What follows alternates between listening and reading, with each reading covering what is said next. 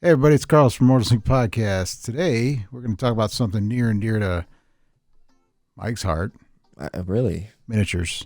Yeah. Lots and lots of miniatures because people love miniatures. I got to act like it's dear to my heart. Well, every role-playing game talks about miniatures, and not just specifically any miniature. We're going to specifically talk about WizKids and Reaper.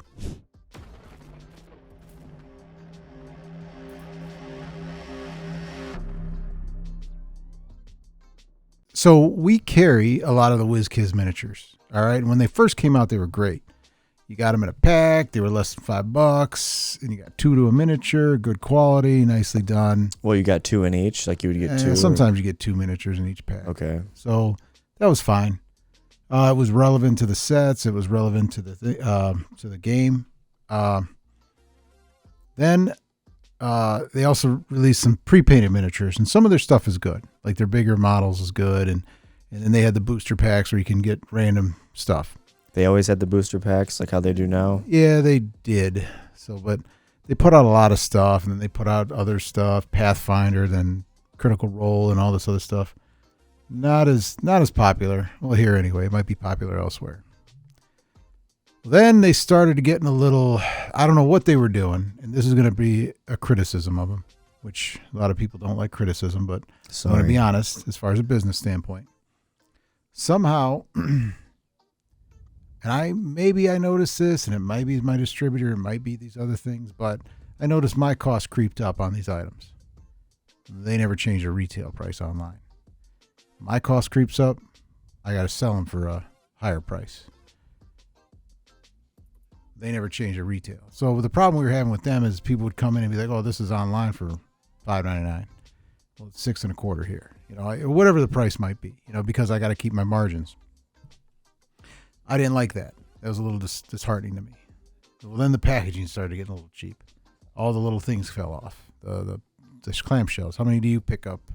Yeah, I mean, we do the miniature box break sometimes, and we have quite a lot of breakings and then the box breaks we do for the pre-painted miniatures. We do the box breaks, in which that's what I was saying. We dropped the ball and we didn't get the last 2. We really like those. Those are nice. But here comes another complaint. I opened up the last 2, which would be the Vecna set and the 50th Vecna anniversary. Eve of Ruin and 50th anniversary set. So we're going to have those on our shelves to buy.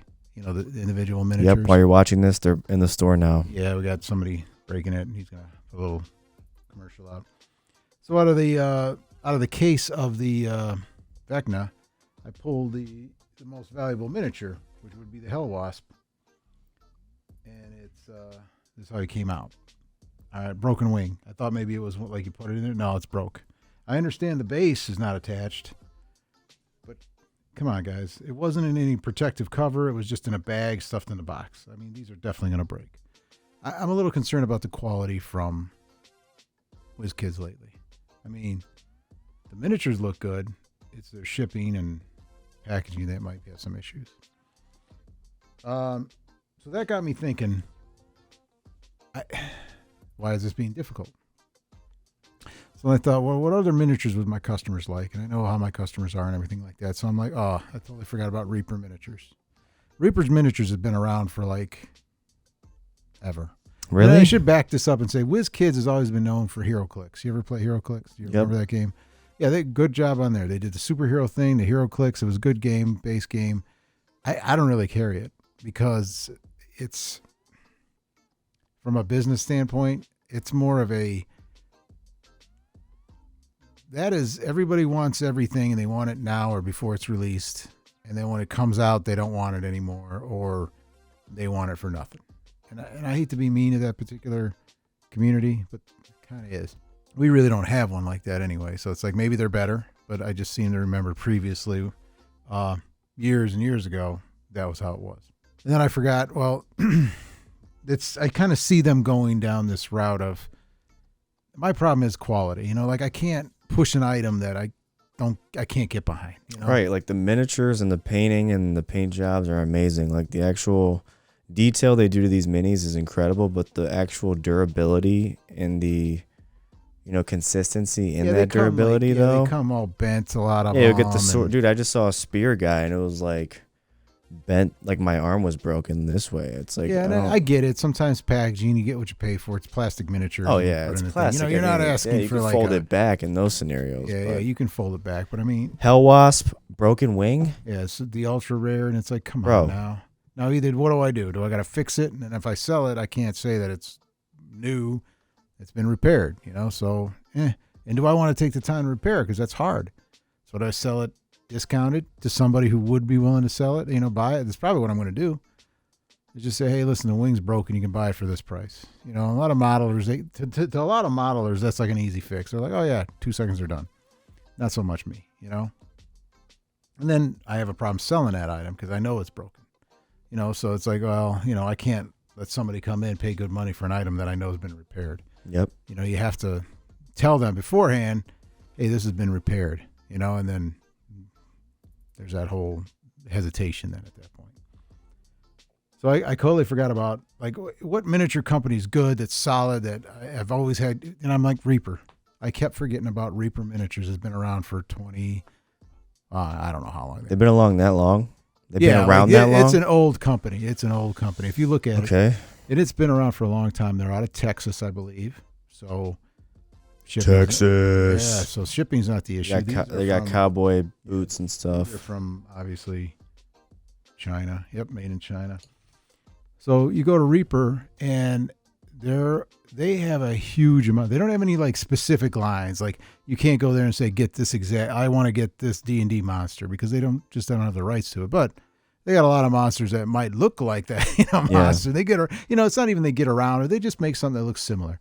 And the adventurers, whatever you want, they have. Fantasy. They got painted miniatures too. No, they don't. They have pre-primed. And then what I like about them is they have different levels of the miniature you want.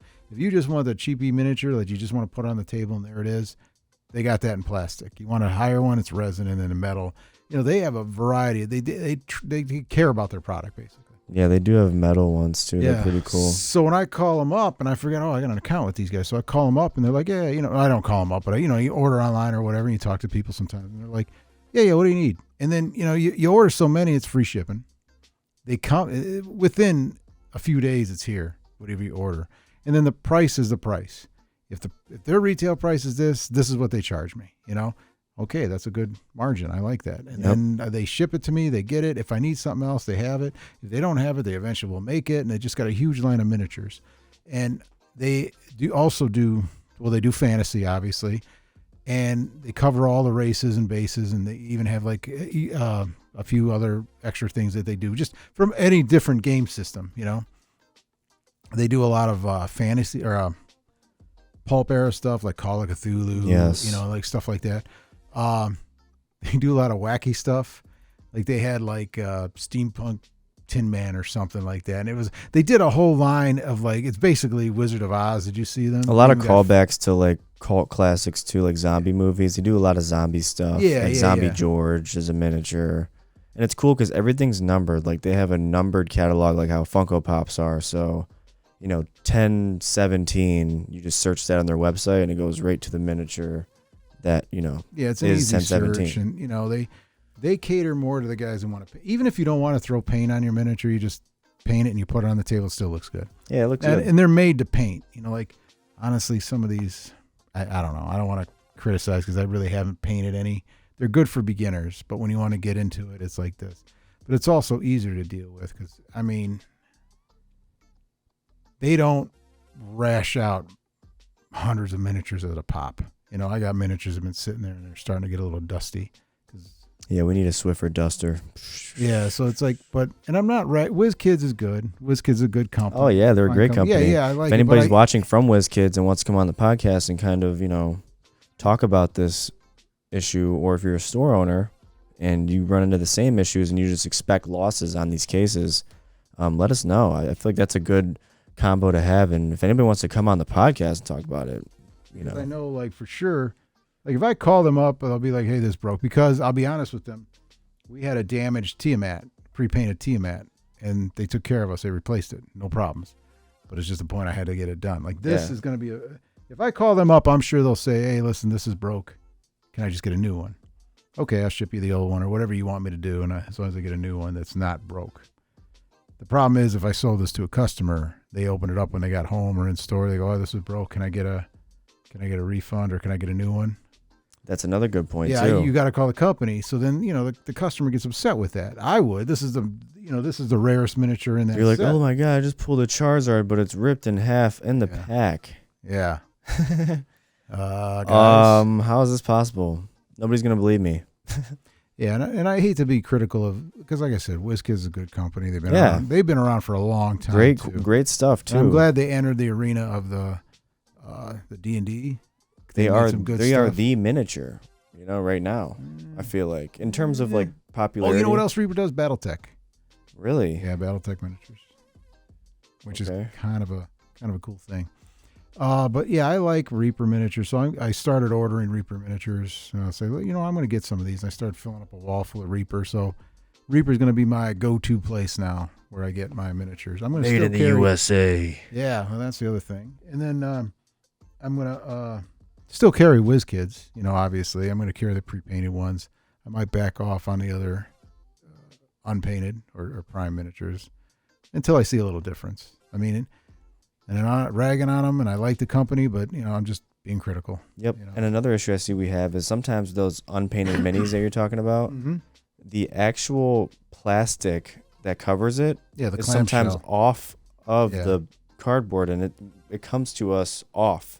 So then we have to send it back. Yeah, that's what I was talking about. You sit here and you come in the morning, there's like clamshells everywhere. Those, Oh, yeah. Yeah, that's what I meant earlier. Okay. Yeah, there's clamshells just sitting there, so you got to tape it on, and that's the other thing. You got to tape it on or you got to staple it on. It looks like, oh my gosh. Do you want to buy that? I'm paying retail for this? Yeah, I mean, then it's like, all right, sorry, guy, it's got a staple in it. All right, fine. I'll give it to you for $2. Okay? Yeah. I'm kidding. It's I'm kidding. whatever it is. But it's like, come on, quality control. Come on, y'all got it. I get it. Or at least match the price. Yeah. If you increase my price, hey, increase your retail, man. That's what I'm asking. I could be wrong. This is just what I've noticed. Like I said, I'm not that bright, and I only do business because it's fun. And, but I see this problem, and I have noticed the slowdown on the old purchase of these things too. Yes. From here, I don't think it's. I might. If anything, my clientele, our store's grown. Our retail and our role playing games and everything have grown. Yeah. People want miniatures. A lot of people are enjoying Reaper miniatures as of recent too. I mean, pointing them in that direction. Yeah, and they have the good big ones. They have what I like about them. They have the Cthulhu miniature, the giant Cthulhu miniature, and they carry all that. And there's a lot of stuff they can use. I know they use a lot of Savage Worlds. They have a Savage World line too, I think. Yep. I guess if that's what I'm talking about. Like if you're shopping for miniatures and you're unhappy, why don't you check out Reaper and the fact that we're going to keep Reaper. And I like Reaper, so I guess I'm hyping Reaper right now. And if you do have these problems where you Yeah. bought a miniature from your LGS and then same thing happened, contact your LGS to have them contact WizKids. That's probably you got to call them yourself. You got to call WizKids yourself? Yeah, if you get a package, you open it up and it's damaged, you got to contact. Oh the yeah, because that's not their contact the responsibility from that manufacturer. point. I Yeah. can't. Game stores can't. There's nothing we could do about that. Yeah, That's a good it's point. very rare that I could do anything with that. Like if you open a box and it's like damaged or something, it's like Then okay. don't blame your LGS. Okay, Yeah. just contact Wizards. Yeah, I could see if I sold it to you and it was smashed, but it's not. This box is flat. It's not like I take them in the back. This box has been ran over by a Toyota RAV4. Well, that would be easy to track down here. Yeah, it would. Tire marks. All right, guys, if you like what you heard, like what you saw, give us a like, give us a subscribe, and anything else? Yeah. Thank you guys for supporting. Leave a comment, or if you want to come on the podcast, email us. Have a good one. Bye. Hey guys, thanks for watching the Immortals Inc. podcast. We had a blast, didn't we, Carlos? He's not on the mic, but you could see him. Yes. We just talked about, what you just seen about miniatures and whatnot, and just how it can affect customers and stores. And with that being said, if you want to dig deeper into our channel, check out this QR code leading to our join channel. It's literally like a Patreon built into YouTube, our own community, members only content, stuff that he would get absolutely in trouble for if we posted it to this grand archive of individuals. Yeah, no. Yeah, but we appreciate the support, guys, and have a good day.